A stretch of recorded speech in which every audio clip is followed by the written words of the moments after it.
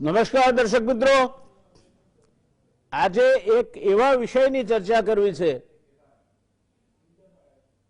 જેનો એક ઇતિહાસ પણ છે, વર્તમાન પણ છે અને ભવિષ્ય શું હશે તેની ચિંતા છે.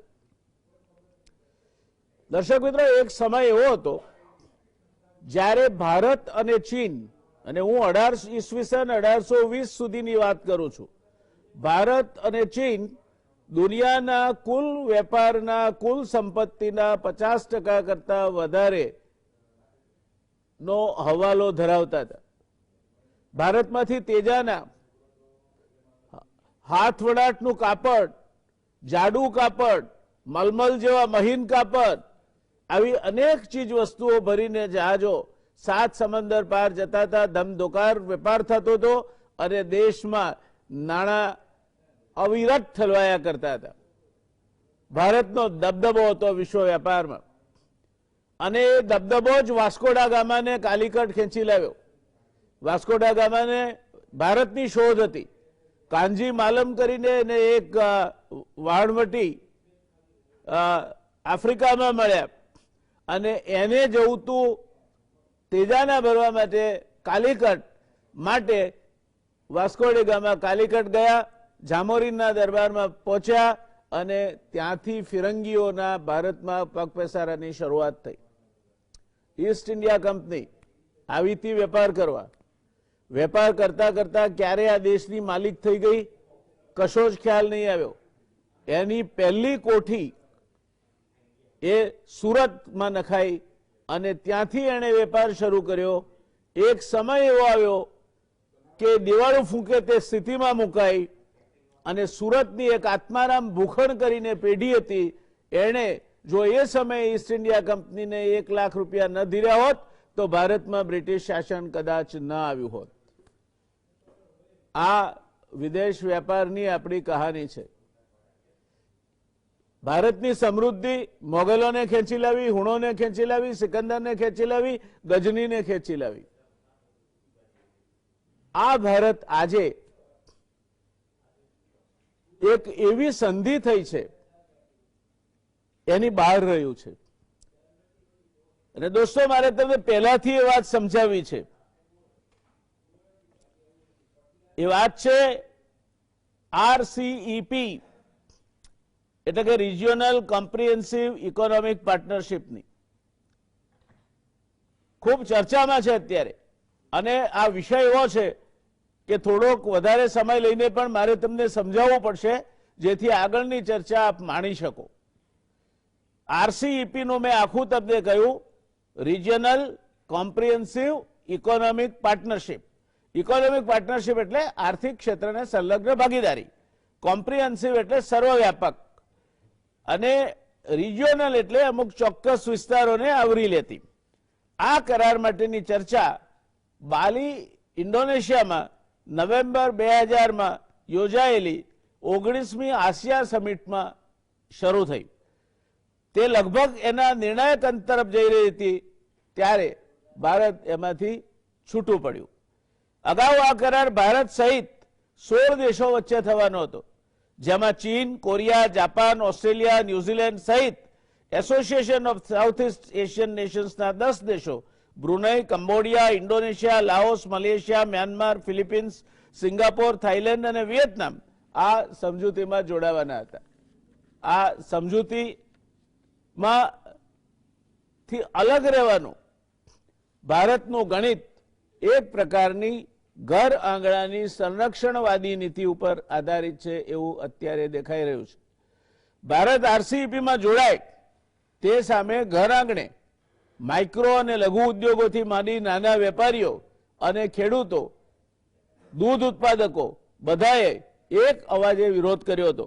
ભારતની મુખ્ય દહેશત એ હતી કે એ જો આ સંધિમાં જોડાય, રિજિયોનલ કોમ્પ્રિહેન્સિવ ઇકોનોમિક પાર્ટનરશિપમાં, તો ચીનના સસ્તા માલને દેશની બજારોમાં ઘુસાડવાનું કાનૂની લાયસન્સ મળી જશે. આ કારણે ઘર આંગણાની ઉત્પાદક પ્રવૃત્તિ કૃષિ સમેત મોટા પાયે અસર પામશે.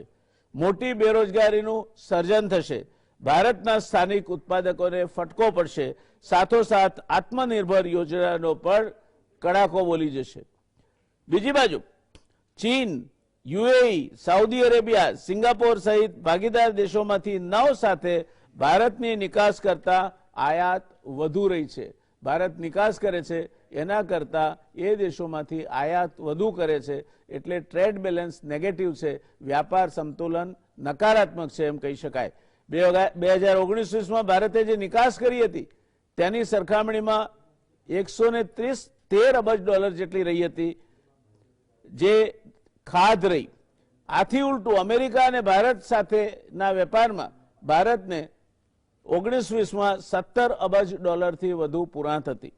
ચીન સાથે 19-20માં ભારતની વેપાર ખાત 48.65 અબજ ડોલર હતી. 2018-19 કરતા આમાં 9.15%નો ઘટાડો થયો. છેલ્લા 1 વર્ષમાં ભારત અને ચીનના સંબંધો વધુ વણસ્યા છે, તે આપ સૌ જાણો છો. ભારત ચીનની આયાત પર કાપ મૂકવા સતત પ્રયત્નશીલ છે. વેપારમાં ખાધ રહેવાનો અર્થ ભારત નિકાસ મોરચે નબળી સ્થિતિ ધરાવે છે. વૈશ્વિક બજાર અતિ સ્પર્ધાત્મક છે, એટલે ગુણવત્તા, ભાવ અને ડિલિવરી એ ત્રણેયમાં તમે જો બરાબર બીજાઓ સાથે હરીફાઈમાં સ્પર્ધામાં ઉભા રહી શકો તો તમે ફાવો, ન ઉભા રહી શકો તો ફેંકાઈ જાઓ. 2012માં ભારતની નિકાસ એના કુલ જીડીપીના 16.80% હતી. 2020માં એ ઘટીને માંડ 11% જેટલી થઈ ગઈ છે. આ જ ગાળામાં દેશની આયાત 26.80% હતી, તે ઘટીને 16.50% થઈ છે. આમ નિકાસ કરતા આયાત ઘણી ઊંચી છે. દેશના જીડીપીમાં સારો એવો વધારો કરવો હોય તો ભારતે નિકાસ મોરચે પ્રવૃત્ત બનવું પડે. ભારતના ડેરી ઉદ્યોગોએ પણ આરસીઈપી સામે વાંધો ઉઠાવ્યો છે. એમને દહેશત છે કે જો ભારત આ કરારમાં જોડાશે તો ન્યૂઝીલેન્ડથી દૂધનો જંગી પુરવઠો આપણે ત્યાં ઠલવાશે અને ભારતનો દૂધ ઉત્પાદક બરબાદ થઈ જશે. ખેડૂતોને પણ ઘઉંથી માંડી અન્ય ખેત ઉત્પાદનો ખૂબ ઓછા ભાવે ભારતમાં ઠલવાય એવી દહેશત છે. આમ ભારત આરસીઈપીમાં જોડાય તે માત્ર આર્થિક મુદ્દો નહીં પણ રાજકીય મુદ્દો પણ બની ચૂક્યો છે. બીજી બાજુ ફાર્માસ્યુટિકલ એટલે કે દવાઓ માટેનો કાચો માલ, ક્રૂડ ઓઇલ, ખાદ્ય તેલ, ઓટો પાર્ટ્સ જેવી કેટલીક આવશ્યક ચીજ વસ્તુઓની ભારતે મોટા પાયે આયાત કરવી પડે છે. આપણે આપણું જરૂરી ક્રૂડ ઓઇલમાંથી 80% આયાત કરીએ છીએ. ખાવાનું તેલ આપણે ટેસથી ખાઈએ છીએ, ફરસાણ એ 50% જેટલું આપણે આયાત કરીએ છીએ અને આવનાર સમયમાં પણ એની આયાત વધવાની છે. ભવિષ્યમાં પણ આમાં ઝાઝો ફરક પડે એવું દેખાતું નથી. ભારતે આ બધી આયાતો માટેના વિદેશી ઊંડિયામણને પહોંચી વળવું હોય તો ફરજિયાત નિકાસ વધારવી પડે. આ નિકાસ વધારવા માટેની કોઈ નક્કર વાત હજુ સુધી સપાટી પર આવી નથી. ભારત નિકાસ બજારમાં જો પોતાનું સ્થાન ન બનાવે તો બેલેન્સ ઓફ પેમેન્ટની સ્થિતિ કથળી શકે અને પરિણામે તમારી દિવસે દિવસે ઊંડિયામણની પરિસ્થિતિ વિકટ બનતી જાય. અત્યારે ભારતનો વિશ્વ વેપારમાં ફાળો માત્ર 2% કરતા ઓછો છે. દુનિયાની 16% વસ્તી ધરાવતો દેશ દુનિયાના વેપારમાં એક સમયે ચીન અને ભારત બે થઈને લગભગ 55% અધિકાર ભોગવતા હતા. એ આજે માત્ર 2% જેટલો ફાળો એનો વિશ્વ વેપારમાં છે. એ વધારીને આવનાર 5-7 વર્ષમાં જો 5% ઉપરાંત કરવાનો હોય તો આત્મનિર્ભરતાના નામે માત્ર ઘરેલું બજાર પર ધ્યાન આપવાથી એ શક્ય બનવાનું નથી. તમારે દુનિયામાં હરીફાઈ કરવી પડે, દુનિયાની શ્રેષ્ઠતમ કંપનીઓ સાથે હરીફાઈ કરવી પડે, સસ્તામાં સસ્તો ભાવ આપવો પડે, સારામાં સારું ઉત્પાદન આપવું પડે, સમયમાં ડિલિવરી આપવી પડે. તમારા બંદરોએ જો ભરાવો થાય તો વેઇટિંગ પીરિયડ જે લાંબો સમય ભોગવવો પડે છે, જે લોકો કન્ટેનર કેરી કરતા હોય કે શિપ, એમને તે ઘટાડવો પડે. અગાઉ જણાવ્યું તેમ દવા ઉદ્યોગ માટેનો કાચો માલ, ઓટો પાર્ટ્સ, ક્રૂડ ઓઇલ, ખાવાનું તેલ જેની પાછળ મોટું વિદેશી ઊંડિયામણ બહાર જાય છે. દર્શક મિત્રો, 3 અબજ ડોલર, 3 અબજ ડોલર એટલે 300 કરોડ ડોલર.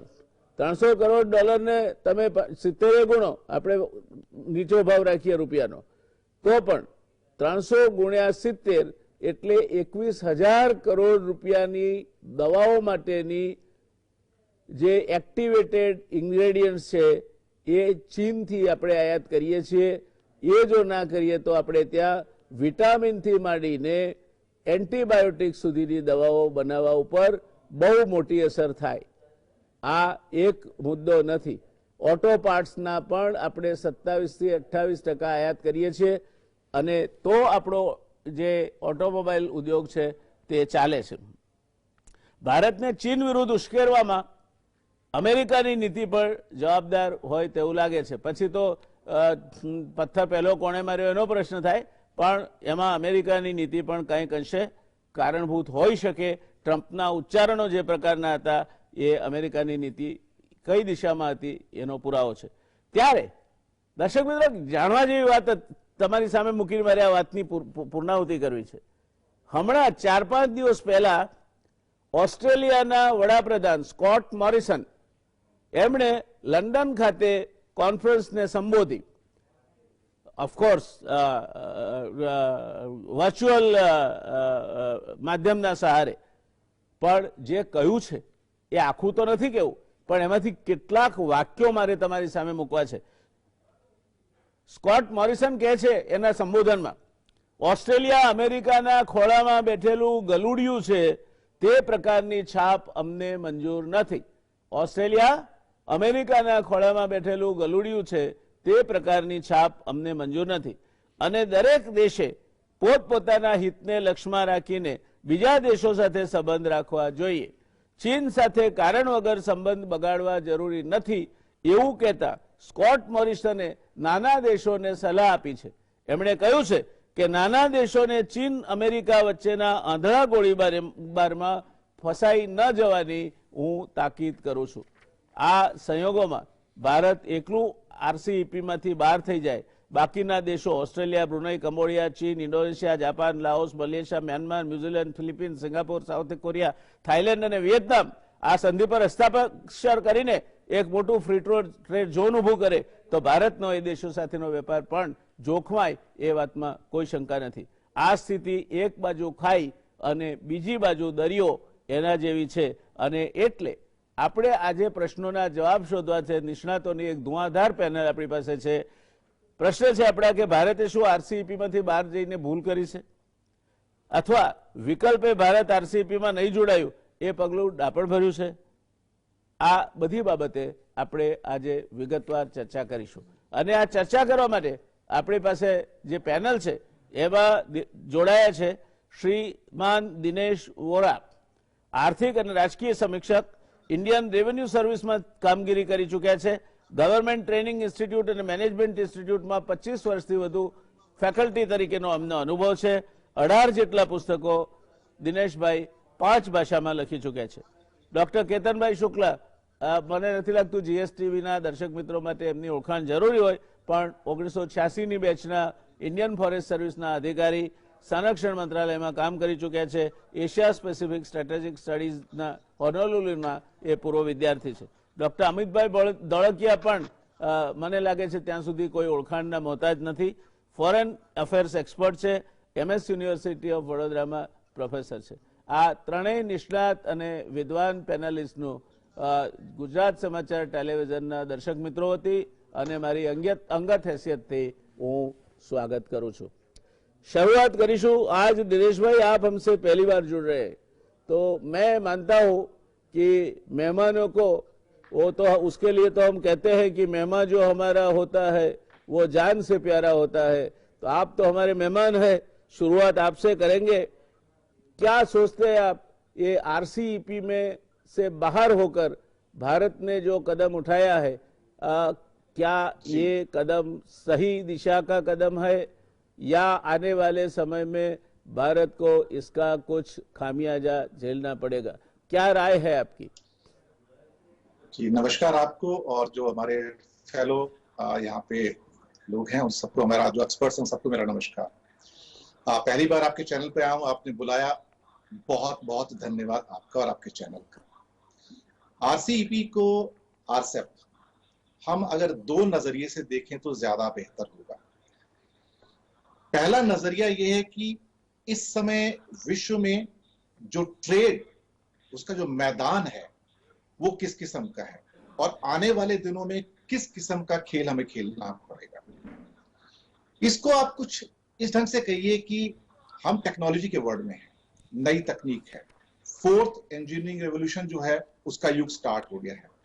ये सब नई तकनीक का युग है जिसमें आर्टिफिशियल इंटेलिजेंस है, ब्लॉकचेन है, इंटरनेट ऑफ थिंग्स है, रोबोटिक्स है, प्रिसिशन मेडिसिन है, बहुत सारी चीजें हैं। दो मेजर पार्ट हैं, एक हार्डवेयर, एक सॉफ्टवेयर। सॉफ्टवेयर में इंडिया फिर भी एक ऑप्टिमम लेवल पे है, बहुत ऊपर नहीं लेकिन मीडियम लेवल पे है। हार्डवेयर में कहीं ना कहीं हम शायद अभी बहुत लंबा रास्ता तय करना बाकी है। आरसीईपी दरअसल हमारे लिए कुछ ऐसा हो गया कि जैसे हम पहले हॉकी खेलते थे घास के मैदान पर, हमें आदत थी, लेकिन अब एस्ट्रोटर्फ आ गया है। एस्ट्रोटर्फ यानी कि आरसीईपी, एक नया मैदान खेलने के लिए। यहाँ पे कंडीशंस भी नई है, मौसम भी नया है, हालात भी नए हैं। ये तकनीक जो साउथ ईस्ट एशिया के सारे देशों में, आसियान देश प्लस 5 देश जो कि China, Australia, Japan, New Zealand, Korea, ये सब सम्मिलित होके 12 साल की इनकी मेहनत है। भारत शुरुआत से 2012 से इनके साथ जुड़ा रहा है। मुझे लगता है कहीं ना कहीं अगर एक वर्ड में मैं कह सकूं कि शायद भारत ने कहीं इससे बाहर निकल के एक छोटी सी चूक हो गई है। भारत इस पर शायद पुनः विचार कर सकता है, कहीं ना कहीं अपनी मांगों को, अपनी जो खास तौर से डिमांड है उसको रख सकता है, लेकिन वो तभी जब वो अंदर होगा। ये बात सही है कि कोई भी समझौता हो, कोई भी फ्री ट्रेड एग्रीमेंट हो, उसके अंदर कुछ फायदे हैं, कुछ नुकसान है, इसमें कोई शक वाली बात नहीं है। वैसे ही जैसे यूरोपियन यूनियन के साथ हमारे समझौते क्यों नहीं हो रहे, क्योंकि फिर वो डेयरी प्रोडक्ट्स, वाइन्स और कारों के ऊपर ड्यूटी की बात आती है। अमेरिका से भी जो फ्री ट्रेड एग्रीमेंट है कई कारणों से रुका पड़ा है। हमें एक बात समझना चाहिए कि आसियान देशों के साथ भी जो हमारा व्यापार था वो कुछ उसमें गैप था कि हमारे इंपोर्ट ज्यादा थे, एक्सपोर्ट कम थे। लेकिन हम एक बात नहीं भूल सकते कि इस दुनिया के अंदर जो बाकी कंट्री इंपोर्ट कर रहे हैं उनका टेक्सचर चेंज हो रहा है, उनकी केमिस्ट्री चेंज हो रही है, वो टेक्नोलॉजी चेंज हो रही है। हम अपने ट्रेडिशनल गुड्स एक्सपोर्ट कर करके कब तक सर्वाइव करेंगे? अब आरसेप का जो चैलेंज है वो इतना बड़ा हो गया है हमारे सामने कि आप समझिए कि 30% जनता, 230 करोड़ के आसपास, $26 ट्रिलियन की मार्केट, और जब ये आपस में व्यापार करेंगे जहां पे ऑलमोस्ट 90% ऑफ गुड्स जो है 0% ड्यूटी पे होंगे, आप समझिए कि इनका आपस में व्यापार, और उसके बाद जो सबसे बड़ा बाजार यूरोपियन यूनियन और अमेरिका, वो कहां से माल खरीदेंगे? हमें शायद मेरी नजर में आरसेप से इतनी जल्दी बाहर नहीं निकलना चाहिए था, नेगोशिएट करना चाहिए था। जापान पहला कंट्री था जो चाहता था कि भारत आरसेप के अंदर बना रहे और बाहर ना जाए। बहुत कोशिश की, लेकिन कहीं ना कहीं ये संभव नहीं हो पाया। अभी भी मुझे लगता है कि भारत जो एज ए ऑब्जर्वर है, कहीं ना कहीं शायद वापस आने का चांस, अगर खिड़की खुलती है तो भारत को वापस जाना चाहिए। कुछ नुकसान होंगे, लेकिन अगर हम उनके अंदर नहीं जाते तो शायद हम इनोवेशन की दुनिया में नहीं जा पाएंगे, हम इनोवेट नहीं करेंगे, और आज के लेवल पे जो आज के क्वालिटी गुड्स हैं या क्वालिटी प्रोडक्ट्स हैं उस पर अगर रिलाई करेंगे तो शायद वर्ल्ड मार्केट पे हम नीचे चले जाएंगे, हमारी डिमांड नहीं होगी।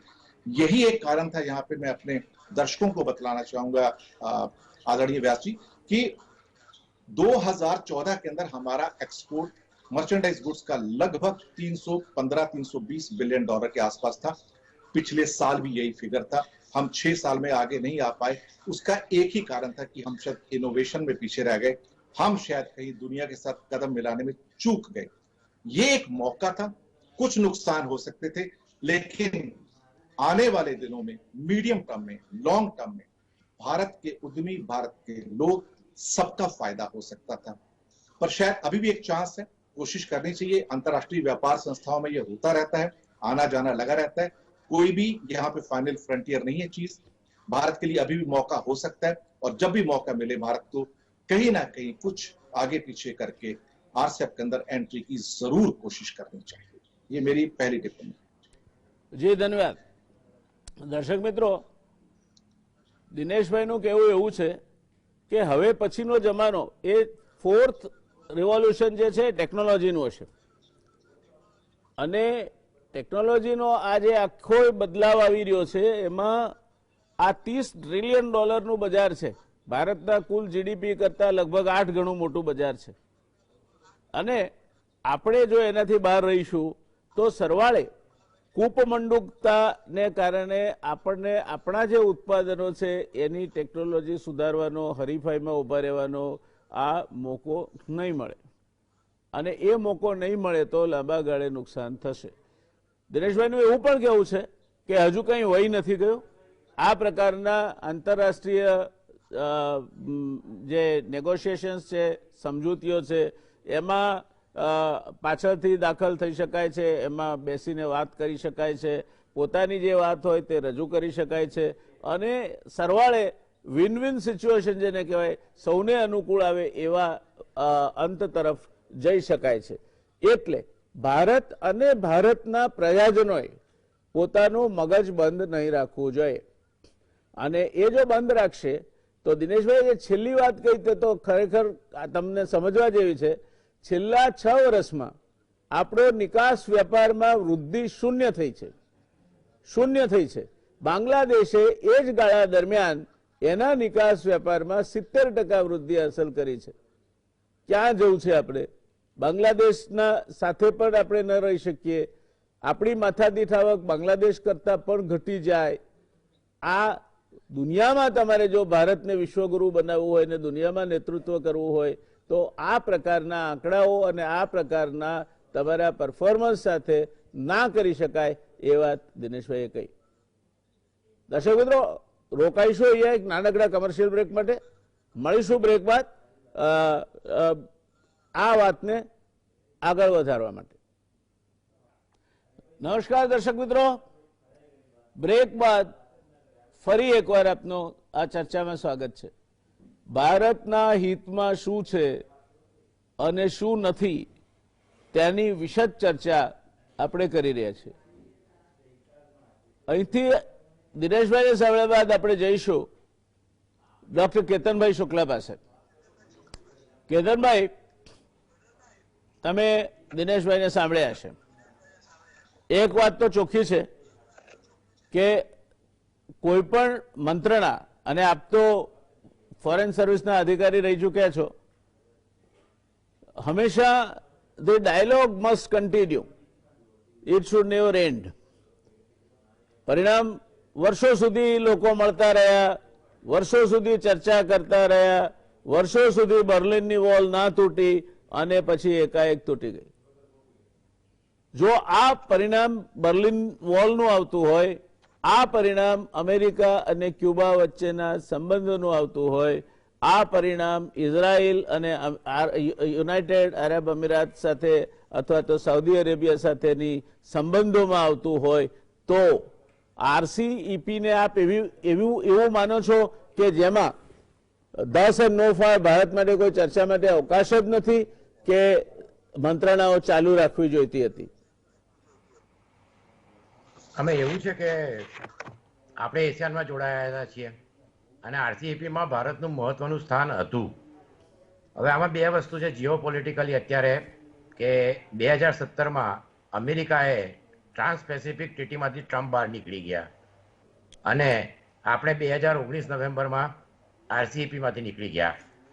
RCEP-નું મહત્વ બહુ વધારે પડતું છે. એનું કારણ એક છે કે તમે જે કહ્યું, આપણે કહ્યું કે 30%, એટલે એની જે ટોટલ GDP છે $226.2 ટ્રિલિયન, ટ્રેડ $2.2 બિલિયન, અને 30% આખું પોપ્યુલેશન. એટલે આમ જોવા જઈએ તો ટ્રેડ, GDP અને પોપ્યુલેશન એટલે દુનિયાનો 1/3 15 કન્ટ્રીમાં.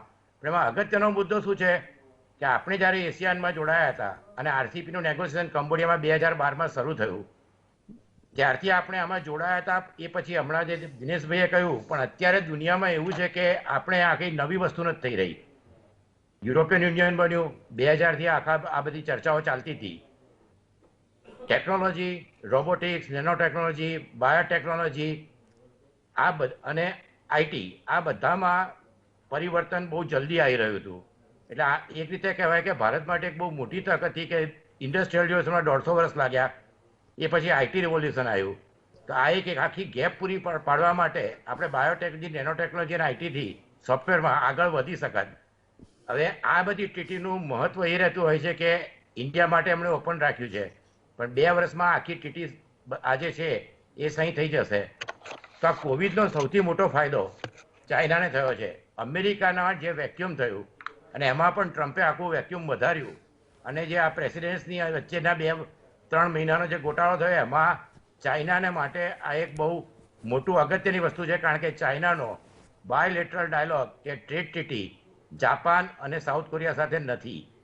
ઓસ્ટ્રેલિયા, ન્યુઝીલેન્ડ, સાઉથ કોરિયા અને જાપાન એ બહુ મોટા કન્ટ્રી કહેવાય. એશિયાન જોડે ચાઇના ખૂબ જ સારી રીતે સંકળાયેલું છે. એટલે હવે આ પરિસ્થિતિમાં જોઈએ તો આમાં શું છે કે લોઅર ટેરિફ મળશે, આખો દુનિયામાં વન સેટ ઓફ રૂલ થશે, એટલે બધા જ કન્ટ્રી એમને માટે 2 વર્ષમાં એમની કસ્ટમ ડ્યુટી 65% નીચે આવી જશે. દરેકના સર્વિસ સેક્ટરમાં ફાયદો થશે. તો આ બધાની બહાર આપણે નીકળીએ તો આ બધા ફાયદા આપણને મળે કે નહીં, એ બહુ સૌથી અગત્યની વસ્તુ છે. બીજી વસ્તુ એ છે કે ચાઇનાની અંદર 2 મુદ્દા બહાર રાખ્યા છે. લેબર યુનિયન એટલે એમ જે શૂ, શર્ટ અને એ બધી લોઅર લેવલની આઇટમ હતી એ બહાર રહેશે, અને એન્વાયરમેન્ટ. એટલે આમ જોવા જઈએ તો ચાઇનાને આમાં ઘણો ફાયદો થશે, પણ એમાં વધારે ફાયદો સાઉથ કોરિયા અને જાપાનને થઈ રહ્યો છે કે 2030માં એ લોકોની 1% જીડીપી વધવાનું કારણ આ ટ્રેડ એગ્રીમેન્ટ થશે. એટલે આમાં જે જોવા જઈએ તો લાંબા ગાળે ચાઇનાએ જે કે એમનું આખા વિશ્વમાં પ્રભુત્વ વધારવા માટેનો જે પ્રોગ્રામ કર્યો હતો એને માટે આ એક બહુ જે કહેવાય કે યુનિલેટરલિઝમમાંથી મલ્ટીલેટરલ વૈશ્વિક ગ્લોબલ વિલેજ, એમાં હવે ચાઇનાનો ફાળો બહુ મહત્વનો રહેશે. અગત્યની વસ્તુ આપણે માટે 2 છે. આપણે આમાંથી બહાર કેમ નીકળ્યા? તમે 2 જ અગત્યના સૌથી વધુ 3 મુદ્દા હતા. એક તો ચાઇના ફ્લડ કરી શકે માર્કેટ, રબર વિયેટનામ અને ઇન્ડોનેશિયા, અને ડેરી ન્યુઝીલેન્ડ. પણ આપણે જોવા જઈએ તો 2019માં જ આપણી ટ્રેડ ડેફિસિટ 11 કન્ટ્રી જોડે $121 બિલિયન છે. હવે આપણું જે માર્કેટ છે એ મેન્યુફેક્ચરિંગમાં જે કહેવાય મીડિયમ લેવલ, કારણ કે ચાઇના હવે લો સ્કેલ ઇકોનોમીથી બહાર નીકળતું જાય છે. આપણે બાંગ્લાદેશનું ઉદાહરણ આપ્યું. બાંગ્લાદેશ, વિયેટનામ, ચાઇના જે ફિલ્ડમાંથી બહાર જાય છે એ ફિલ્ડની ટેકનોલોજી અને એ માર્કેટ ચાઇના આસિયાન દેશોને આપે છે. એટલે આપણે ક્યાં હાઈટેકમાં જઈએ સુપર પાવર તરીકે, ક્યાં પછી મીડિયમ એમએસએમઈ કરીએ. આમાં પ્રોબ્લેમ એ થયો છે કે આપણે farmer, small business, MSME, dairy, pharmaceutical, chemical, હવે આ બધા જે ટ્રેડ એગ્રીમેન્ટ છે એમાં બહુ લાંબો સમય નથી હોતો. દિનેશભાઈ, આપણે જોડાઈ શકીએ, આપણે ગમે ત્યારે જોડાઈ શકીએ, પણ તમે જ્યારે જોડાઓ ત્યારે તમારી સ્ટ્રેન્થ શું છે? ચાઇનાએ શું કર્યું? છેલ્લા 20 વર્ષમાં એમની સ્ટ્રેન્થ વધી ગઈ છે. મેન્યુફેક્ચરિંગ વર્લ્ડનું 46% કેપ્ચર કર્યું છે. એટલે આમાં આપણી પાસે 2 રસ્તા છે. એક તો આપણે અમૂલનું ઉદાહરણ છે ડેરી ઉદ્યોગમાં, they are doing very good and they use to do very good. તો હવે આખો જે ડેરી ઉદ્યોગ છે કોઓપરેટિવનું આટલું સક્સેસફુલ મોડલ આખા ઇન્ડિયામાં ડેવલપ કરી શકત નથી કર્યું. મારુતિ સુઝુકી, મારુતિનો અત્યારે જે આપણે એક્સેટ બેઝ છે એ સુઝુકી કરતાં વધારે છે, અને they are doing very good export component. એટલે અત્યારે આમાં આપણી પાસે 2 થી 3 વર્ષનો મેક્સિમમ સમય રહેશે, કારણ કે 2022માં ટ્રીટી સાઇન થઈ જશે. દરેક કન્ટ્રીને ઇન્ટરેસ્ટ છે, પણ આપણે આપણો પોતાનો મેન્યુફેક્ચરિંગ બેઝ, માર્કેટ ફ્લડ થાય તો એની સામે આપણે કેવી રીતે ટકી શકીએ. કારણ કે એક્સપોર્ટ ઓરિએન્ટેડ કે ઇમ્પોર્ટ એ બધી ફિગરો એટલી બધી હવે અત્યારે ઇમ્પોર્ટન્ટ રહેશે નહીં, કારણ કે આપણી પોતાની દેશની અંદર જે કહેવાય છે skill India, make in India, આત્મનિર્ભર, આપણો પોતાનો માલ આપણા દેશમાં બીજી કોમ્પિટિશન સામે કેવી રીતે ટકી શકે, સામે આપણું અપગ્રેડેશન કે જે એક્સપોર્ટ અને એ છે, ભારતની એમ કહેવાય છે કે બહુ સસ્તું લેબર છે, પણ સ્કેલ ઓફ ઇકોનોમી, લેબર અને રિફોર્મ એ જોવા જઈએ તો આપણે જે સપ્લાય ચેનમાં બહુ જલ્દી જે પ્રાઇસ છે એ બદલી નથી શકતા, જેનો લાભ બાંગ્લાદેશે લીધો, ટેક્સટાઇલમાં વિયેટનામે લીધો. પાકિસ્તાન પણ લોઅર સપ્લાય ચેનમાં ચાઇના, પાકિસ્તાન અને બાંગ્લાદેશને મદદ કરી શકે. આપણે જોયું કે પર કેપિટામાં ભૂતાન, નેપાલ, બાંગ્લાદેશ, પાકિસ્તાન દરેક ઇન્ડિયા કરતાં આગળ છે. તો આપણે આમાં હવે અત્યારે સૌથી મહત્વનો મુદ્દો એ છે કે બેન્કોએ એસએમઈ, એમએસએમઈ અને લોકલ કન્ઝ્યુમર, આપણે આમાં સૌથી વધારે ચાઇના જોડે જોડાવા કેમ બધા તૈયાર થયા એ અગત્યનો મુદ્દો છે. તમે જોશો કે એ લોકોને એક 1 ડે સેલ હોય છે, તો અલીબાબાએ $75 બિલિયન અને ડીજે કોમે $45 બિલિયન 3 દિવસમાં માલ વેચ્યો, 25% કન્ઝ્યુમર વધ્યું. લાસ્ટ ક્વાર્ટરની જીડીપી 3.4% વધી, નેક્સ્ટ ક્વાર્ટર 7.4 કે છે. આખી દુનિયામાં 4.5% જીડીપી ઘટશે, અમેરિકાની 4.3 અને જર્મની 6.1 ઘટશે, જ્યારે ચાઇના 1.8% જીડીપી આ વર્ષના અંતે વધારશે. એટલે દરેક કન્ટ્રીને એ ઇન્ટરેસ્ટ છે કે ચાઇનાની ઇકોનોમી બૂમ કરી રહી હોય એ બૂમનો એ લોકોને લાભ મળશે. સૌથી અગત્યનો બીજો એક મુદ્દો સ્ટ્રેટેજિકલી ધ્યાનમાં રાખવો છે ક્વાડ, એ આપે મેન્શન કર્યું. ક્વાડના 2 મેમ્બર છે જાપાન અને ઓસ્ટ્રેલિયા. હવે ઓસ્ટ્રેલિયા એ શરૂઆતમાં તો એમણે બહુ મોટી મોટી વાતો કરી કે કોરોનાનું ઇન્વેસ્ટિગેશન થવું જોઈએ. ચાઇનાએ એમના પર, પણ ચાઇનાએ જે પગલાં લીધા 6 મહિનામાં, એક તો એમણે એમના iron ore, copper concentrated, sugar, wine, barley, beef, timber એ બધાનો ઇમ્પોર્ટ ઓછો કરી નાખ્યો. એટલે 240 બિલિયન ટ્રેડમાં ચાઇનાનો જે $121 બિલિયન ઇમ્પોર્ટ હતો ઓસ્ટ્રેલિયામાંથી એ ઘટાડી નાખ્યો. ચાઇનાના સ્ટુડન્ટો જવાના ઓછા થયા, ટુરિઝમ ઓછું થઈ ગયું. ચાઇનાનું ટુરિઝમ પણ અત્યારે ઇન્ટરનલ ટુરિઝમમાં ચાઇનાને $30 બિલિયન ખાલી છેલ્લા મહિનામાં મળ્યા છે. ચાઇનામાં મોટે ભાગે કહેવા જઈએ તો કોવિડ કંટ્રોલમાં છે. ટ્રાવેલ અને ઇન્ડસ્ટ્રીનું મેન્યુફેક્ચરિંગ પહેલાંના બેઝ પર આવી ગયું છે. આ બધી પરિસ્થિતિમાં દરેક દેશે, જાપાને એમનું હિત જોયું છે, ઓસ્ટ્રેલિયા, ન્યુઝીલેન્ડ એમનું હિત જુએ છે, અને ટ્રમ્પમાં સમયમાં જે 17માં ત્રીજી તૂટી ગઈ. એટલે આપણા માટે અથવા 2 વર્ષનો જે ગેપ છે, આમાં એવું છે કે આપણે રાતોરાત કે એ બધી આ જે કહેવાય કે ઇન્ડસ્ટ્રીઓ ચેન્જ થઈ જાય કે એ બધું મુશ્કેલ છે. એટલે 2 વર્ષ સુધી વ્યવસ્થિત મહેનત કરી, બેન્કો સારી લોન આપી, ટેકનોલોજી અપગ્રેડેશન કરી, આ બધી જ વસ્તુઓ આપણે કરીશું. જ્યારે વર્લ્ડ WTO શરૂ થયું હતું ત્યારે એના સેક્રેટરી જનરલે કહ્યું હતું કે this is like a swimming, either you swim or you drown. એટલે હવે ભારત માટે પરિસ્થિતિ એ છે કે આપણે ક્વોલિટી સુધારવી પડશે, મેન્યુફેક્ચરિંગ બેઝ સુધારવો પડશે, એક્સપોર્ટ સુધારવો પડશે, સાથે સાથે બહારથી આવતા ઇમ્પોર્ટની સામે આપણું લોકલ માર્કેટનું જે મેન્યુફેક્ચરિંગ છે એની ક્વોલિટી અને એની પ્રાઇસ કેવી રીતે ટકી રહે. દાખલા તરીકે અગરબત્તીની સળીઓ બી આપણે ફોરેનથી 8,000 કરોડની ઇમ્પોર્ટ કરીએ છીએ. તો આ બધી વસ્તુઓમાં હવે ભારતે, આમાં ટાઈમ આપણી પાસે ઓછો છે, અને સૌથી અગત્યનો મુદ્દો એ છે કે આપણી જીડીપી એ કોન્ટ્રાક્ટ નથી થઈ રહી. જીડીપીનો જે બેઝ છે $2.5 બિલિયન, આઝાદી પછી પહેલીવાર બેઝ ઓછો થશે. એટલે કે જીડીપી નેગેટિવ ગ્રોથ નહીં, જીડીપીનો જે બેઝ છે એ બેઝ જ આખો ઓછો થશે. એટલે આ બધા મુદ્દામાં સૌથી મહત્વનો મુદ્દો એ છે કે આપણે ઇકોનોમી એકદમ જેને કહેવાય ને ઇમરજન્સી બેઝ પર સુધારવી પડશે. જોડાવામાં કોઈ વાંધો નથી, જોડાવવું જોઈએ, પણ સામે સામે જોડાયા પછી બાકીના દેશોને જે ફાયદો થઈ રહેવાનો છે એશિયાનમાં કે બીજા બધા દેશોને, કે ચાઇના મીડિયમ અને સ્મોલ સપ્લાય ચેઇન, અને આખો આ સપ્લાય ચેઇન એ યુરોપ અને અમેરિકાને બહાર રાખીને ચાઇના ખાલી એશિયા માટે કરવા માગે છે. એટલે આના જે કહેવાય લાંબા ગાળાના પરિણામો એ આપણે માટે બહુ અગત્યના છે. એટલે આપણે ઇકોનોમી સાથે સાથે લોકલ જે ઇન્ડસ્ટ્રીઝ છે એ, અને એ ઇન્ડસ્ટ્રીઓ ઇમ્પોર્ટ સામે ટકી રહે અને આપણો એક્સપોર્ટ વધે. એટલે આ 3 વસ્તુનું એકસાથે ધ્યાન રાખી અને યુદ્ધના ધોરણે કામ કરશે તો 2022માં જોડાવામાં કોઈ વાંધો નથી, પણ જોડાયા પછી ટકી રહેવું કે આપણને ફાયદો, આપણે જ્યાં પણ જોડાયા છે ત્યાં ખાસ એશિયનમાં ફાયદો નથી થયો, સાર્કમાં પણ ફાયદો નથી થયો, પણ સામે યુરોપિયન યુનિયન જોવા જઈએ તો ઈસરોના બધા કન્ટ્રી ઉપર આવી ગયા, પોર્ચુગલ, સ્પેન અને ઇટાલીને ફાયદો થયો. એટલે આનો ફાયદો તો થાય, પણ એ ફાયદો કરવા માટે મહેનત કરવી પડશે. તમે કહો છો ને ઉદ્યમેની સિદ્ધ્યંતી કાર્યાણી નચ આપી મનોરથે. આપણે એમ કહીએ કે આપણે આમાં પાછળ થઈ ગયા, તેમાં પાછળ થઈ ગયા. હવે એ સમય ન, હવે આપણે દરેક વસ્તુમાં, ઇન્ડસ્ટ્રીમાં, રિસર્ચમાં, દરેકમાં ઇન્વેસ્ટમેન્ટ કરવું પડશે કે જે વ્યવસ્થિત રીતે રિઝલ્ટ લાવે. તો આમાં 22માં આપણે જોડાવાનું. અને નેગોશિએશન ચાલતા રહેતા હોય છે વિશ્વમાં. તે નેગોશિએશનનો એક મહત્વનો મુદ્દો એવો છે કે તમને શું લાભ થશે અને ક્યાં ક્યાં તમે લાભ લઈ શકો. હવે આપણે જે પ્રપોઝલ મૂકીએ સર્વિસ અને લેબર, કે પણ બાકીના દેશોને સ્વીકારે ના સ્વીકારે, પણ આપણે એમાં એવા મુદ્દા પર જવું જોઈએ જેમાં આપણને ફાયદો થાય. ધન્યવાદ ભાઈ. ધન્યવાદ અમિતભાઈ. આપે આ બંને મહાનુભાવોને ધ્યાનથી સાંભળ્યા હશે. આપની પાસેથી મારી એવી અપેક્ષા છે કે ભારતે જે નિર્ણય લીધો આરસીઈપીમાં નહીં જોડાવાનો, હું એને આર્થિક નિર્ણય પણ નથી ગણતો અને ટેકનોલોજીકલ નિર્ણય પણ નથી ગણતો. એ સ્પષ્ટપણે પોલિટિકલ નિર્ણય, અને તે પણ એક પ્રકારની ભીરુતાથી દોરાયેલો નિર્ણય છે. અને એ રાજકીય જે ભારતની મનીષા છે એમાંથી ભારત બહાર આવી શકશે ખરું? આપે બહુ મહત્વનો મુદ્દો છેડ્યો છે.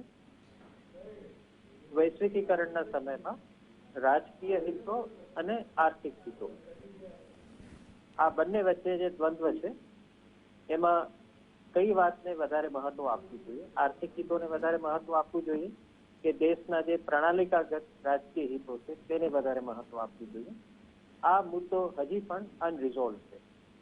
પ્રણાલિકાગત વિચાર એવું કહે છે કે ભલે અર્થતંત્રને ફાયદો થશે, વેપારને ફાયદો થશે, પરંતુ દેશના સંરક્ષણને, દેશના રાષ્ટ્રીય હિતને, દેશના લાંબા ગાળાના રાજકીય હિતોને જે નુકસાન થતું હોય તો અર્થતંત્ર કે વેપારને ફાયદો ના પણ થાય તો વાંધો નથી. મને એવું લાગે છે કે આપણે જેમ કહ્યું છે આરસીઈપીના કેસમાં બે મહત્વના રાજકીય મુદ્દાઓ કામ કરી ગયા.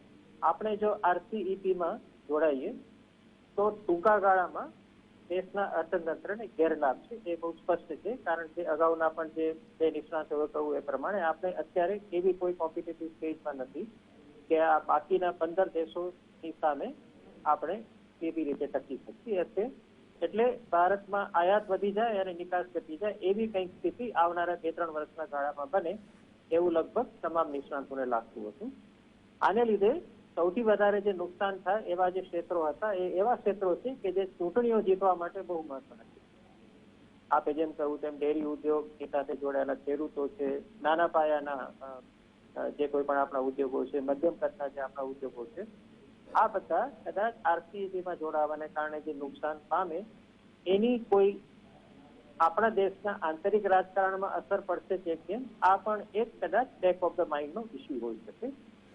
તાજેતરમાં જ આપણે આત્મનિર્ભરતાના પેકેજની, આત્મનિર્ભરતાની સંકલ્પનાની બહુ વાજતે ગાજતે આપણે ઘોષણા કરેલી. આત્મનિર્ભરતા એટલે ક્યાંક આઇસોલેશન એવો પણ આપણે અર્થ કાઢી શકીએ. હવે જ્યારે આપણે એવું નક્કી કર્યું છે કે અમારે વિશ્વની સાથે અત્યારે બહુ ઘનિષ્ઠ રીતે સંકળાવવું નથી, અમે અમારાથી જ સંતુષ્ટ છીએ, અમે અમારું જ પેદા કરશું અને અમારું જ ખરીદીશું, તો આ સંકલ્પનાની સાથે આરસીઈપીમાં જોડાવવું, એક ફ્રી ટ્રેડ એગ્રીમેન્ટમાં જોડાવવું એ પણ રાજકીય રીતે કદાચ સરકારને માટે અને સરકારના સમર્થક જે વિચારકો છે એને માટે આ સમજાવવું કદાચ ઘણું મુશ્કેલ થઈ જાય. અને જે ત્રીજો રાજકીય મુદ્દો છે તે છે એકચ્યુઅલી લાંબા ગાળાના ચીન સાથેના આપણા જે હિતો છે એ હિતો આરસીઈપીથી કેવી રીતે એની અસર થશે એ સંદર્ભે હતો. મને એવું લાગે છે કે ભારત સરકારની જે મુખ્ય વિચારણા રહી એ રહી કે આરસીઈપીનો સૌથી વધારે ફાયદો કદાચ ચીનને થશે. અને એ ફાયદો માત્ર આર્થિક નહીં હોય, કારણ કે અર્થતંત્રની સાથે સાથે લશ્કરી તાકાત પણ જોડાયેલી છે, રાજકીય તાકાત પણ જોડાયેલી છે.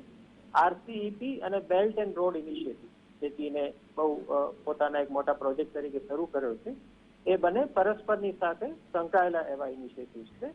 એટલે ભારતને જે દહેશત આવી તે એ છે કે આપણે પોતે જ ક્યાંક એ પ્રક્રિયામાં નથી સંકળાઈ ગયા ને કે જેમાં આપણે આપણા હરીફ રાષ્ટ્ર ચીનને વધારે મજબૂત બનાવી દઈશું અને લાંબા ગાળે આપણા માટે આ પ્રશ્ન જે તે સમયનું રાજકીય નેતૃત્વ પૂછે આજના સમયના રાજકીય નેતૃત્વને કે તમે એ સમયે એવી ગોઠવણમાં કેમ જોડાઈ ગયા કે જેને કારણે ચીન વધારે મજબૂત થઈ ગયું અને આપણા પોતાના દેશના આર્થિક અને રાજકીય હિતો ચીનના પરસ્પરના સંદર્ભમાં થોડા નબળા પડી ગયા. એટલે મને લાગે છે કે આ જે અવઢવની સ્થિતિ કે આરસીઈપીમાં જોડાઈશું એના કારણે આપણને કોઈ દેશના આંતરિક રાજકારણમાં ગેરલાભ ઉઠાવવો પડશે, આરસીઈપીમાં જોડાઈશું એને કારણે લાંબા ગાળે વિદેશ નીતિ અને સુરક્ષાની દ્રષ્ટિએ ચીનને આપણે ક્યાંક આપણે જાત કરતા વધારે મજબૂત તો નહીં બનાવી દઈશું કે કેમ. અને ત્રીજી વસ્તુ કે આત્મનિર્ભરતાનું જે આખું વિચારધારાનું જે આખું પેકેજ છે તે અને વૈશ્વિકીકરણની વિચારધારા ઉપર આધારિત જે આરસીઈપી છે એ બંનેને આપણે કેવી રીતે સુસંગત રીતે દેશની પ્રજા સમક્ષ સમજાવી શકીશું. તો આ આખી જે અવઢવની સ્થિતિ છે, લાંબા ગાળાના અને ટૂંકા ગાળાના હિતો વચ્ચે પણ જે અવઢવની સ્થિતિ છે એને કારણે મને લાગે છે કે ભારત સરકારે અત્યારે આ વસ્તુને મુલતવી રાખવાનું નક્કી કરેલું છે. પરંતુ હકીકત એ છે કે અર્થતંત્ર જ આ 21મી સદીના વિશ્વમાં સત્તાનું કેન્દ્ર બનવાનું છે. લશ્કરી તાકાત કે માત્ર રાજકીય ઘોષણાઓથી કોઈ દેશ પાવરફુલ નથી થવાનો અને મુક્ત વેપાર જ આર્થિક વિકાસ માટેનું એક રાજમાર્ગ. ઇમ્પોર્ટથી મને લાગે છે કે ડરવાની જરૂર નથી. ભારતમાં ક્યાંક આયાત શબ્દથી લોકો ડરે છે. દુનિયામાં સૌથી મોટો ટ્રેડ ડેફિસિટ જો કોઈ દેશનો હોય તો એ United States of America. America દુનિયામાં જેટલું એક્સપોર્ટ કરે છે એનાથી ઘણું વધારે આયાત કરે છે, છતાં પણ એ દુનિયાનો સુપર પાવર છે અને દુનિયાની સૌથી મોટી આર્થિક સત્તા છે. એટલે જીડીપી વધારવા માટે આયાત ઓછી કરો અથવા તો આયાત એ જીડીપી ને માટે કોઈ બહુ નુકસાનકારક બાબત છે અને આપણે માત્ર ને માત્ર નિકાસ જ કર્યા કરવી જોઈએ અને આયાત હંમેશા ઓછી કરવી જોઈએ, તો મને લાગે છે કે આ એક આર્થિક વિચારણાની દ્રષ્ટિએ એટલું બધું એ કોઈ આપણે એને જસ્ટિફાય કરી શકીએ એવો મુદ્દો નથી. United Kingdom, France, Canada, United states, આ જે મોટા અર્થતંત્રો છે એ બધા ટ્રેડ ડેફિસિટમાં કામ કરી રહ્યા છે. એ બધાની આયાત વધારે છે, નિકાસ ઓછી. હકીકત એટલી છે કે જો કોઈ માલ બહાર સસ્તો મળતો હોય તો આપણા દેશના ઉત્પાદકને એવું કહ્યું કે આપણા જ દેશના ઉત્પાદક પાસેથી વધારે કિંમત ચૂકવીને માલ ખરીદ, બહારથી તું સસ્તો માલ ન ખરીદ, તો મને લાગે છે કે રાજકીય દ્રષ્ટિએ કે સ્વાભિમાનની દ્રષ્ટિએ કે સ્વદેશીની દ્રષ્ટિએ કદાચ લાગણીની દ્રષ્ટિએ પણ આ વિધાન લોકો સ્વીકારે, પરંતુ અર્થતંત્ર લાગણી પર ચાલતી એવી બાબત નથી. અર્થતંત્ર એ તર્ક ઉપર, વૈજ્ઞાનિક તથ્યો ઉપર અને ખાસ તો યુટિલિટીના સિદ્ધાંત ઉપર ચાલતી બાબત છે. તો જો કોઈ વસ્તુ બહારથી સસ્તી મળતી હોય તો આર્ટિફિશિયલી આપણે ટેરિફ વધારી અને એ વસ્તુ ભારતના દેશમાં નહીં આવવા દઈએ તો ટૂંકા ગાળા માટે તો રાજકીય ફાયદો કરાવશે, પરંતુ લાંબા ગાળે મને એવું લાગે છે કે દેશના અર્થતંત્રની જીડીપી વધારવા માટે અને વિશ્વ વેપારમાં આપણો હિસ્સો વધારવા માટે કદાચ આ ટૂંકા ગાળાની નીતિ એટલી બધી લાભકારક આપણને ન પણ પુરવાર થાય એવું મને લાગી રહ્યું છે. જય નારાયણ. ધન્યવાદ અમિતભાઈ, બહુ સરસ વાત કહી આપે કે આ જે કંઈ આપણે કરીએ છીએ જેને પ્રોટેક્શનિઝમ કહેવાય, એક સંરક્ષણાત્મક નીતિ, એ નીતિ સરવાળે જ્યાં સુધી તમે વૈશ્વિક હરીફાઈમાં ભાગ લેતા નહીં થાઓ ત્યાં સુધી તમે ઘર આંગણે રમતો રમીને ઓલિમ્પિકમાં નહીં જાઓ તો ઘર આંગણે રમત રમીને તમે આંતરરાષ્ટ્રીય કક્ષાના ખેલાડી નહીં બની શકો. જેમ ક્રિકેટ તમારે રમવું હોય તો જ દબદબો છે તમારો, આઈપીએલમાં લોકો જોવા આવે છે કે જો તમારા ખેલાડીઓ આંતરરાષ્ટ્રીય કક્ષાના હોય, સામે આંતરરાષ્ટ્રીય કક્ષાના ખેલાડીઓ હોય. એટલે પ્રશ્ન આ છે અને સરકારની પાસે કેટલાક મુશ્કેલીઓમાં જે સ્થાનિક દહેશત છે કે આનાથી દેશનો વેપાર ચોપટ થઈ જશે, નાના વેપારીઓ ખતમ થઈ જશે, નાનો ઉદ્યોગપતિ ખતમ થઈ જશે, દૂધ ઉત્પાદક ખતમ થઈ જશે. આની ક્યાંક સાચી વાત શું છે એ સરકારે પણ લોકો સમક્ષ મૂકવી જોઈએ. चलते फिर से दिनेश जी आपके पास, एल्विन टॉफलर जिसे मैं ये सदी का सबसे बड़ा थिंकर मानता हूं, उन्होंने ये बात कही है कि knowledge will be the power and who has earliest access to the knowledge shall be most powerful. ये पहली बात कही उन्होंने. दूसरी बात उन्होंने कही कि technology will invade every field of life. Those who adopt to it shall prosper, those who do not shall disappear like dinosaur. और तीसरी बात ये कही कि pace at which the technological changes will take place will be so great that if you sleep in the night and don't update yourself in the morning, you will be outdated. દર્શક મિત્રોનો અર્થ એ થાય કે જ્ઞાન એ આવનાર સમયમાં તમારો શક્તિ બનવાનું છે. જે સૌથી પહેલા જ્ઞાન હાંસલ કરશે તે દુનિયામાં સૌથી વધુ શક્તિશાળી હશે. દરેક ક્ષેત્રમાં ટેકનોલોજી ઘૂસી જશે, તમે એનાથી દૂર નહીં રહી શકો. તમે જો એમાં ઊંઘતા રહેશો તો જેમ ડાયનોસોર અદ્રશ્ય થઈ ગયા એમ તમે પણ અદ્રશ્ય થઈ જશો. અને ત્રીજી વાત એણે એ કહી છે કે તમારે જો દુનિયાના સાથે કદમ મિલાવીને ચાલવું હોય તો તમારે એ ઝડપે ચાલવું પડશે. ટેકનોલોજી એ ઝડપે બદલાશે કે જો રાત્રે સુઈ જશો અને સવારે તમારી જાતને રિફ્રેશ નહીં કરો, રિફ્રેશનું બટન નહીં દાબો તો તમે પાછળ પડી જશો, આઉટડેટેડ થઈ જશો. दिनेश जी, कहीं न कहीं ये जो द्विधात्मक परिस्थिति खड़ी हुई है, इसको कहीं स्वदेशी का एक इमोशनल जामा पहना गया है, कहीं आत्मनिर्भरता का इमोशनल जामा पहनाया गया है. अब जिस देश में ज्ञान की दृष्टि से आप आत्मनिर्भर नहीं हो, वो देश आत्मनिर्भरता की बात किस हद तक कर सकता है? हमारे यहाँ जितने पेटेंट रजिस्टर होते हैं उससे कम 11 गुने 12 गुने ज्यादा पेटेंट रजिस्टर चाइना ने किए हैं और उससे 5-1 हजार कम अमेरिका ने किए हैं. उसके साथ अगर हम विश्व समुदाय में खड़े रहे तो कहाँ खड़े रहेंगे? क्या चीज की चिंता है हमें? क्या सोचते हैं आप आरसीईपी के प्रति सरकार का जो रवैया है, क्या मतलब है उसका? इसको अगर थोड़े से पास्ट के संदर्भ में देखें तो याद कीजिएगा कि दर्शक इस बात को रिकलेक्ट करेंगे, जब WTO आया था तो कितना विरोध हुआ था, सड़कों पे उग्र प्रदर्शन होते थे और कहा जाता था कि हम WTO में गए तो बर्बाद हो जाएंगे। और यही बातें, यही मुद्दे जो अब डर दिखाए जा रहे हैं, खासतौर से एग्रीकल्चर के या मिल्क प्रोड्यूसर्स के या इंडस्ट्री के, वही मुद्दे उस टाइम भी निकल कर आए थे। लेकिन भारत ने सारे दबावों के बावजूद वहां जाना मंजूर किया। चाइना बाद में आया था और भारत को उसका फल मिला। मैं एक ही बात कहता हूं, जो बात अभी व्यास जी ने कही, वो ये है कि अगर दुनिया में अगर आगे बढ़ना है, एक तो इंपोर्ट ओपन करना पड़ेगा, जो हमारे फेलो पार्टिसिपेंट्स ने भी कुछ जो मुझे बात समझ आई, उसको ओपन नहीं करेंगे क्योंकि दुनिया की जितनी बड़ी इकोनॉमीज हैं, they are the biggest importers. जितनी भी डेवलप्ड इकोनॉमीज हैं सारे बिगेस्ट इंपोर्टर हैं। 4 मूल मंत्र हैं आगे बढ़ने के, जिनका आधार तो ज्ञान है, और वो 4 मंत्र हैं बिगर, बेटर, चीपर, फास्टर। बिगर मतलब स्केल, आप स्केल में इतने बड़े हो जाइए, जैसे कोरिया के अंदर जाइए, ताइवान में जाइए, चाइना में जाइए, जापान में जाइए, the scale of operations are huge. हमारे स्केल ऑफ ऑपरेशंस बहुत छोटे हैं। बेटर यानी कि हम बेहतर चीजें बना सके क्वालिटेटिवली, वो तब होगा जब हम ज्ञान को प्रैक्टिकल फॉर्म में उतार पाएंगे। चीपर, कोई भी प्रोडक्ट हो, चाहे आपका टेंजिबल प्रोडक्ट हो या नॉन टेंजिबल प्रोडक्ट हो, जब तक आप उनको क्वालिटेटिव प्राइस के अंदर या कॉम्पिटिटिव प्राइस के अंदर मार्केट के अंदर नहीं देंगे तो आप कुछ नहीं कर पाएंगे। चौथी बात, आप क्या इन चीजों को फास्टर दे सकते हैं, दुनिया को आप समझ सकते हैं। एक बात निकल के आती है, लीडर्स बड़े वही होते हैं जो आते हुए वक्त का आईना पहचान जाते हैं कि क्या बदलने वाला है। लेकिन लीडर वो भी होते हैं जो ये भी पहचान लेते हैं कि क्या बदलने वाला नहीं है। जो लीडर इन 2 चीजों को पहचान लेता है, वो देश को, समाज को लेके आगे चला जाता है। अगर हम बिगर, बेटर, चीपर और फास्टर का ये खास तौर से मंत्र नहीं अपना पाएंगे तो मैं कहता हूं पीछे रह जाएंगे। ज्ञान है, टैलेंट है, सब कुछ है भारत में, किसी चीज की कमी नहीं है, लेकिन कहीं ना कहीं हर व्यक्ति को लड़ने के लिए एक मैदान तो चाहिए। एस्ट्रो टर्फ पे आ गए तो इसका मतलब थोड़ी कि हमें सूट नहीं करता, हमारे पास जूते नहीं, तो निकल के बाहर आ जाएंगे, मैच ही नहीं खेलेंगे। मैच खेलिए, जाइए अंदर और इनोवेट कीजिए और बिल्कुल सही बात कही आपने, बिल्कुल सही बात कही। दर्शक મિત્રો, સ્પાર્ટામાં પહેલા બાળકોને પર્વતના ઢોળા પરથી ગબડાવવામાં આવતા હતા અને જે બચી જાય એ મહાન યોદ્ધાઓ બનતા હતા। એમ અત્યારે વિશ્વમાં તમારે ઉભા રહેવું હોય તો પર્વતના ઢોળા પરથી તમારે ગબડાવવાનું, અને તમે જો બચી જાઓ તો તમે દુનિયા ઉપર રાજ કરશો। કેતનભાઈ અને અમિતભાઈ, આપના બંનેની પાસે આવવા માંગીશ, બંનેને 3-3 મિનિટ હું આપી શકું એમ છું।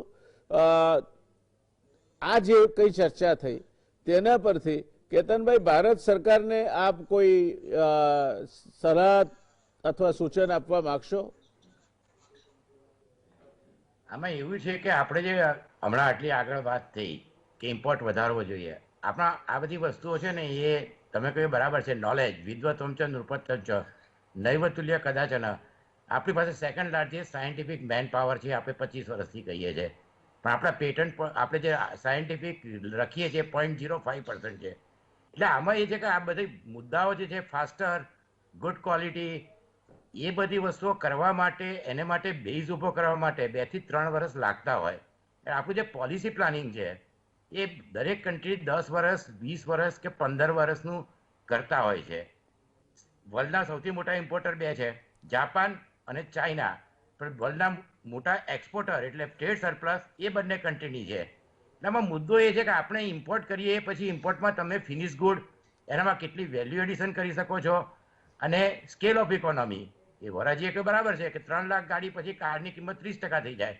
એ સ્કેલ ઓફ ઇકોનોમી કરવા માટે સારી પ્રોડક્ટ ઊભી કરી, ઇન્ડિયામાં એનું માર્કેટ ઊભું, એટલે આના માટે જે પ્લાનિંગ છે ને, એ પોલિસી પ્લાનિંગ ટોટલ ચેન્જ કરી અને પહેલાં તો એની ક્વોલિટી વધારવાની, પેટન્ટ તો આપણે જે કહેવાય ને, જે મોટાભાગના છે કોઈ અર્થ જ ન હોય। એટલે નેનો ટેકનોલોજી છે, રોબોટિક્સ છે, એ બધામાં 3-4 વર્ષનો IIT અને એ બધામાં પ્લાન બનાવી અને એક જે કહેવાય કે એક આખો બેઝ ઊભો કરે, કારણ કે આપણી પહેલા 1000માં જ આપણી 2 યુનિવર્સિટી કે કોલેજ છે। એટલે આ બધી વસ્તુઓમાં, આ બધી વસ્તુઓ એકાદ વર્ષમાં કે 2 વર્ષમાં ના થાય। બધા મંત્રો તો આપણને ખબર જ છે, તો ગીતામાં લખ્યા છે, ચાણક્યએ કહ્યું છે, પણ એને માટે હવે એક ઠોસ પોલિસી બનાવી અને જે કહેવાય ને કે આપણે વાતો કરવાને બદલે હવે જમીન પર રહીને કરવું પડે। કારણ નહીં તો સ્પાર્ટામાં તમે જે કહ્યું એ પ્રમાણે જો પાછળ રહી ગયા તો આપણે ડેવલપ ગણાતા હતા એમાં જેવા Thank you. ડેવલપિંગ તરફ જઈ રહ્યા છીએ Yes. એટલે આને માટે કોઈ ટાઈમ નથી. થેન્ક યુ અમિતભાઈ, આ આખી ચર્ચાના અંતે આપને લાગે છે કે ભારતની લોકશાહી એવી નપાવટ બની ચૂકી છે અને એના જે ડિસિઝન મેકર્સ છે, નેતાઓ છે, એ પણ એવા નપાવટ બની ચૂક્યા છે કે આ પ્રકારનું કોઈ પણ નિર્ણયાત્મક પગલું લેવાની ક્ષમતા આજની તારીખમાં એમનામાં નથી રહી? હું કદાચ આટલું આત્યંતિક રીતે વાતને નહીં મૂકું, કારણ કે people get the government at the deserve, કારણ કે સરકારો, નેતાઓ અલ્ટિમેટલી લોકો ચૂકતા હોય છે. કેતનભાઈ જે કહ્યું ને એ વાતને પાછું દોહરાવું કે આપણી પાસે લાંબા ગાળાનું વિઝન નથી અને આપણી પાસે લાંબા ગાળાની નીતિનો અમલ કરવા માટેની રાજકીય ઈચ્છા શક્તિ નથી. આપણે આગામી ચૂંટણીને ધ્યાનમાં રાખીને તમામ નિર્ણયો લેતા હોઈએ છીએ અને ચૂંટણી એ ક્યાંક લોકશાહીનું એ માટે નકારાત્મક પરિબળ બની. લોકશાહી એટલે લોકોની ઈચ્છા અને લોકોના હિતમાં કામ કરતી સરકાર, પરંતુ ચૂંટણી લગતી લોકશાહી એ કદાચ મને લાગે છે કે ભારતીય રાજકારણનું સૌથી આપણું નબળું પાસું બની ગયું છે. આરસીઈપી ના સંદર્ભમાં એટલું જ કહીશ કે દુનિયાની 30% જીડીપી આ 15 દેશો પાસે છે, દુનિયાની 30% વસ્તી આ 15 દેશો પાસે છે અને જો આપણે માર્કેટમાં એન્ટર નહીં થઈએ તો લાંબા ગાળે આપણને જ નુકસાન છે. એક ચીજ બ્લુ કેસની આપણે ઘણી બધી વાતો 15 વર્ષથી કરી અને જયારે સમય આવ્યો ત્યારે આપણે પાછા પડી ગયા. મને લાગે છે કે પુનર્વિચારણા ભારત સરકારે કરવી જોઈએ. આગામી 18 માસનો સમય આરસીઈપી પણ ભારતને આપ્યો છે કે આ 15 આવો, તો મને લાગે છે કે આપણે પુનર્વિચારણા કરી આગળ. ધન્યવાદ.